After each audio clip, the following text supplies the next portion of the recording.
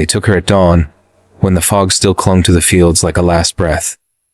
She was 20 winters old enough to have learned the shape of her own name, the sound of it spoken by her mother, the way it carried meaning when called across the riverbanks of her home. That name would be the first thing they took, though she would not understand that until much later. The soldiers came with iron discipline and practiced boredom.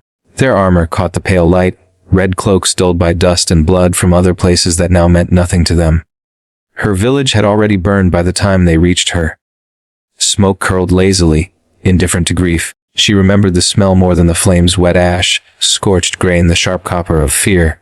Someone screamed her name. Someone else fell. A hand clamped around her arm, not violently, not gently, efficiently, as one would seize an object that might roll away.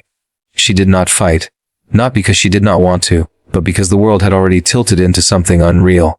She was bound with others, women mostly, a few children, some old men left alive because killing them would have been an inconvenience. The soldiers spoke Latin among themselves, their voices calm, occasionally amused. They did not look at the captives' faces for long. Faces were irrelevant. Bodies mattered. Bodies could be counted. They marched for days. Food came when it came, water when it did not slow them. At night, the campfires burned low, and the captives huddled together for warmth that did not come. She learned the sound of Roman laughter then, short, sharp, disconnected from mercy. She learned how silence could be heavier than chains. Sometimes a woman would be pulled away into the dark between the tents.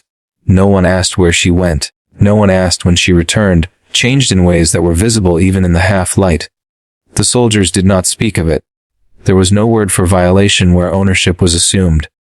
When they reached the city, she expected noise. She expected chaos. Instead, Rome unfolded with a kind of terrifying order, stone upon stone. Roads cut straight as if the earth itself had been commanded to obey. Aqueducts arched overhead like the bones of some vast creature. People moved with purpose, untroubled by the column of captives passing through the gates. This was not spectacle. This was routine. The slave market sat near the forum, close enough that the voices of senators drifted across it like background music.